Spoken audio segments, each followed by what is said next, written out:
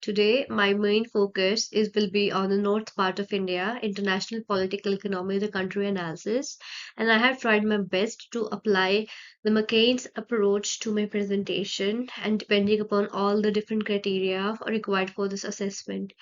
So let's proceed to the first slide.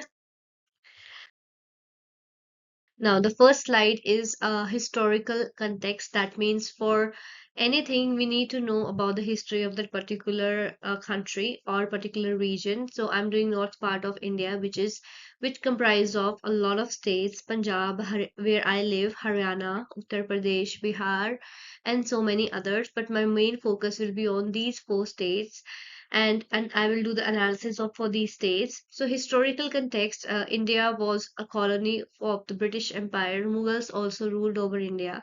So there was a quite of different shifts which keeps on coming up. There were Mughals ruled, there was British rule, there was Mauryan rule. So different kinds of kingdoms ruled over, but always the India was famous for the trade, and the trade was whether it was from the barter system.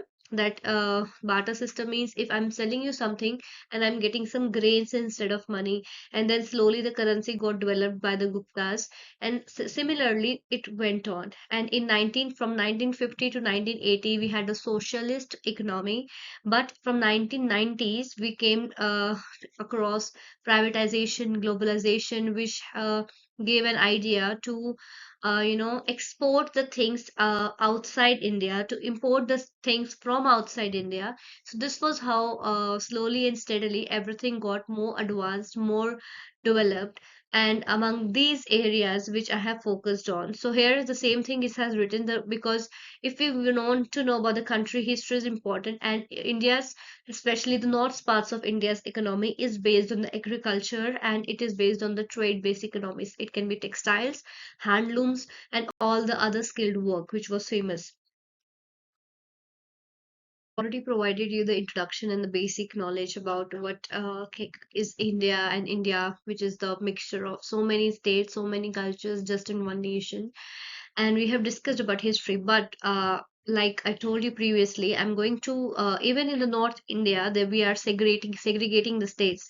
Punjab, Haryana, and Delhi are the states which have always experienced the economic growth, because these states are very you can say they have access to education, they have access to all the facilities, and they're using the resources well, as compared to Bihar and Uttar Pradesh, which have their resources, but because of lack of awareness, lack of education, lack of skills, they are always left behind. So basically, I'm going to explain about these states and provide a difference that just being in a same north part of the India, how are we seeing the two different worlds developing into there. So let's begin with the industries which are booming in the north part of India since then till now. First one is the agricultural industry. That means the growth of crops. India's north parts of India, especially the Punjab and Haryana, the weather and the soil is very suitable for growing different types of crops, and the wheat and rice are the most premium crops which are grown. India's North Punjab is supplying the lot of at least 70% of crops to the whole nation and also outside. So it is a big industry for agriculture. Talking about textiles and apparel, yes, India is using its resources well, and since 1947 there was a lot of handloom industries, and people used to sew the clothes by using hand.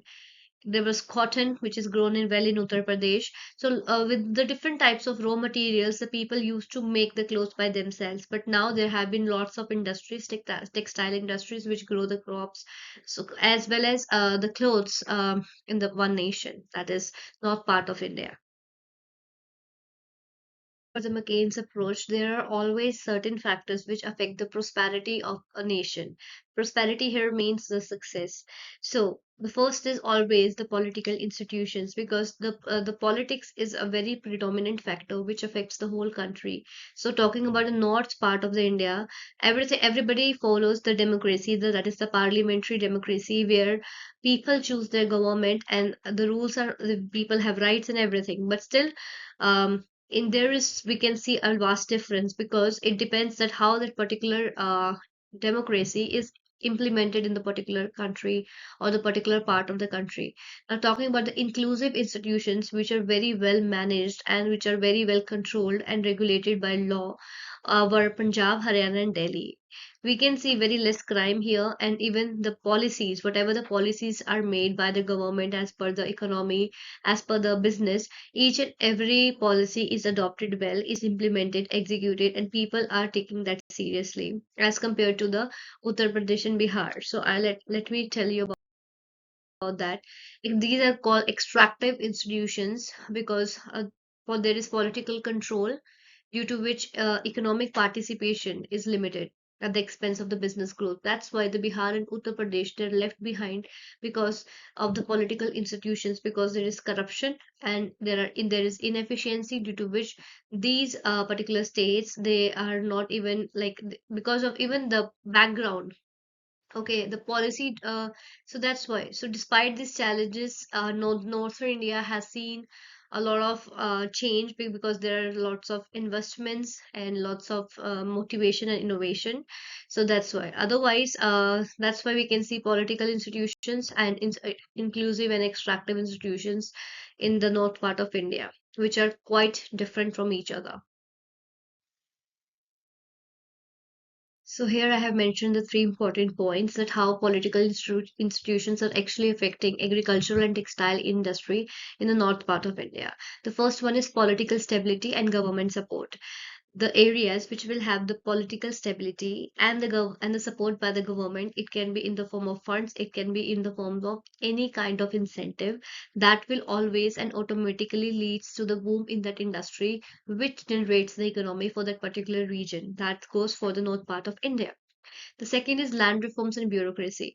Land reforms are very important because agriculture is a very main industry. So land reforms which keeps on changing, the agricultural reforms which keep on changing are really affecting the industry. So it should be mandatory that if the reforms are according to the people who are actually in the industry, for example, if there is any kind of agricultural policy, it should be done by consulting with the farmers. So here, just like I have shown a picture of Prime Minister of India consulting with farmers for making the land reforms and the land laws or the agricultural reforms. One is the MNC, which is very popular, and it has been in the you can say news because Modi implemented that, but the people of Punjab and Haryana they opposed because they didn't find that it to be well enough. So that was a very biggest example that how political institutions can really affect the industries. The next one is the labor laws and the trade policies. So trade policies are very important because for when we have an industry, we need to do the trade to generate the income. It can be the trade within the country or outside the country. So trade policies really affect that thing also. Second most important factor is the education and skill development. I personally opine that without education and without proper skills, nobody can improve, nobody can move forward. So it goes same to the industry.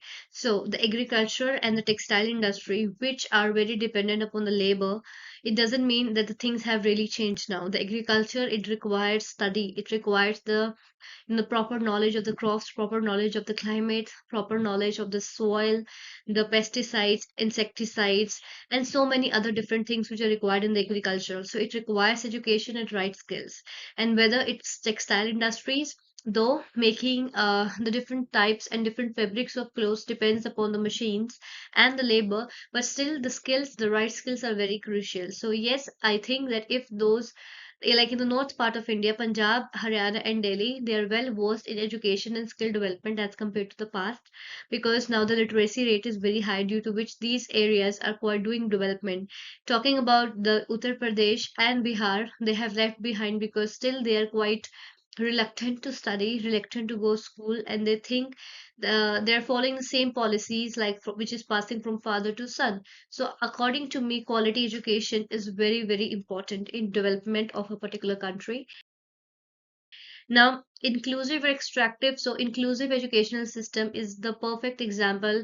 Haryana, Delhi, and Punjab, which have well-renowned colleges, universities, and schools, which have promoted English language, good studies. Like I have been in Punjab and I have taken the proper right education from Punjab. So, as compared to the past, this was not the case.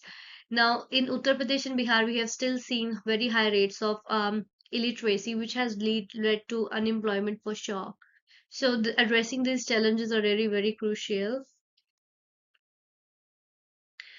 Now, let's talk to in respect to agriculture and textile industry. As I already said, agricultural training is very important in innovation in agriculture to, like, we need to find more good ideas rather than previously the farmers used to burn the crops after a particular season, so that to make the land available for the next season. But now this is not the case. So different policies which are there, the slash and burn method has also been replaced. The environment is taken into consideration, less trees are cut. Skill development in textiles is very important, and government initiatives in providing or motivating the people to come and study. So you can see the picture which truly depicts the importance of education in young students and young minds.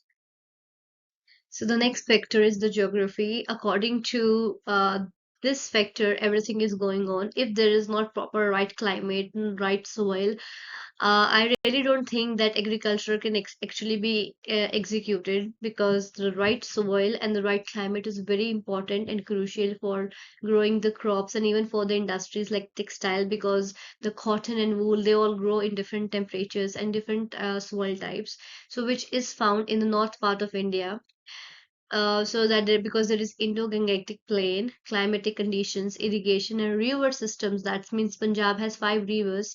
The cotton textile industry, which is in Punjab and Haryana, and silk and jute, which is in Uttar Pradesh and Bihar. So agricultural industry is very influenced by the geography, as you can see in these pictures. The next is rule of law and rule of man.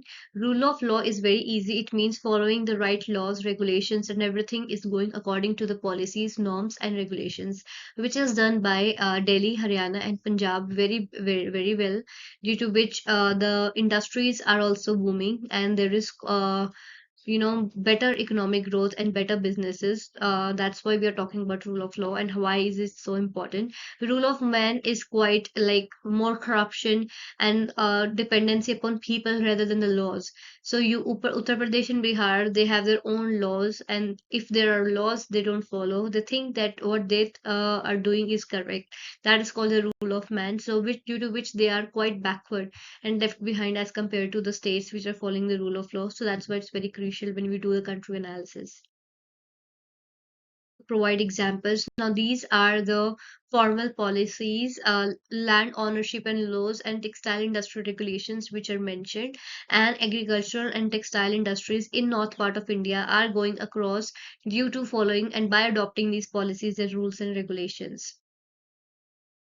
Index analysis is a very powerful tool which is very helpful in measuring the economic inequality. So, which is why Haryana and Delhi are scaled as a better economy as compared to Uttar Pradesh and Bihar, because of better industrialization, better policies, and better wages. So, agricultural and inequality, that is MSP, market access, and subsidized due to these parameters and these criteria, this is measured. And in textile industry and inequality, it is based on small scale industries and large scale industries. So that's why Gini Index is a very powerful tool. Let's compare the north part of India with the neighbors Pakistan and Bangladesh.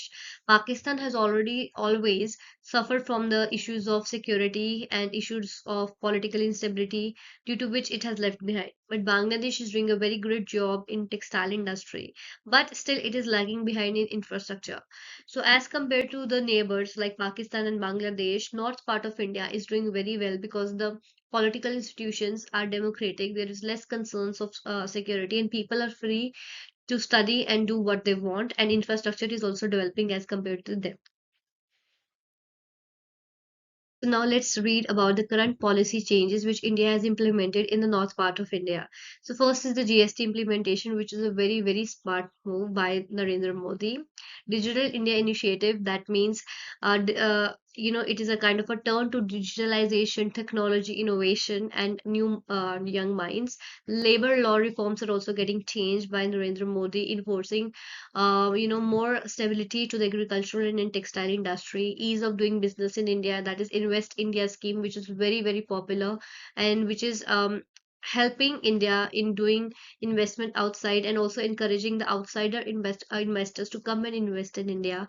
Foreign direct investment is quite innovated and quite, it is being marketed so that there should be foreign trade in India as compared to the past. And the new agricultural reforms are coming from time to time in order to ease and lower the burden of farmers.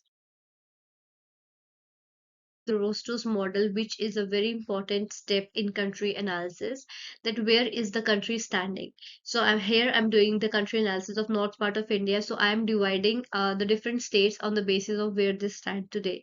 The traditional society is, or the pre-industrial stage is the very first stage, which means which has lower, um, you can say economic growth, and still which is quite dependent upon agricultural and textiles, which is you Uttar Pradesh and Bihar.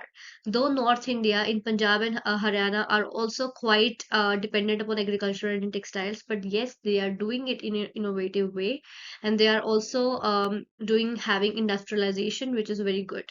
So that's why they come in preconditions for takeoff. Talking about the takeoff, that is Delhi and Noida, which are very, very advanced, very, very industrialized, and they have all the corporate sectors, good economic growth, good GDP. And next is the drive to maturity. That means the future of India, which is very, very bright because of the different policy changes and the difference in education and skill development. And this will determine that whether this transition into a sustained economic growth where everything is sustainable. So that's why Rostow's model is a very important step, because it provides the entire picture, entire mirror of the whole country and or the part of the country that where different states are standing, and how and what can they do for the improvement. So India being a very diverse country, and north part of India, which is a very important major part for India, that is why I have divided the different states into the different segments. Economic pathway is very important because we have already discussed about the current policy changes which are being developed and implemented in India. But what about the future of India? What does a future India looks like? So I have also put an image of that, which is quite digital and globalized and liberal. So the first is increase investment infrastructure. India is planning to invest more and more in infrastructure in order to ease the citizens, and in order to encourage the foreign investment and the tourism.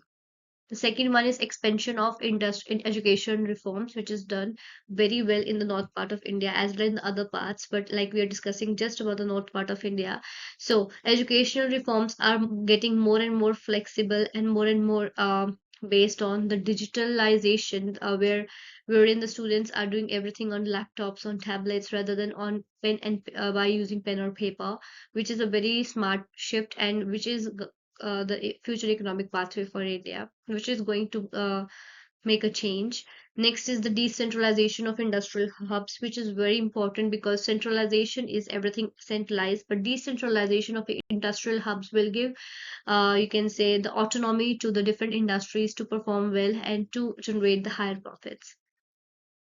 Yes, the conclusion, which is a very important part of the presentation. So here I have tried to put everything in just one slide, that whatever we have discussed, the north part of India, the three factors affecting it, political institutions, education, and the geography. And I have also explained the Rostow's model, rule of law, rule of man, and the Gini Index, and also about the current and the future policy changes which are going to make a change in India, especially the north part of India. So I hope that this country analysis of the north part of India has provided a very clear picture that where India is standing today, where it was before, and where would it stand in the future, especially in the terms of agricultural and textile industry. Thank you very much for providing an opportunity so that we can make this brilliant presentation and do an analysis. So I would apply this approach in my future to do analysis in most of the cases. Thank you so much. And the next slides are the references. So I have tried to provide a lot of APA 7 references, which are enough to justify the content I have mentioned in my presentation. Thank you.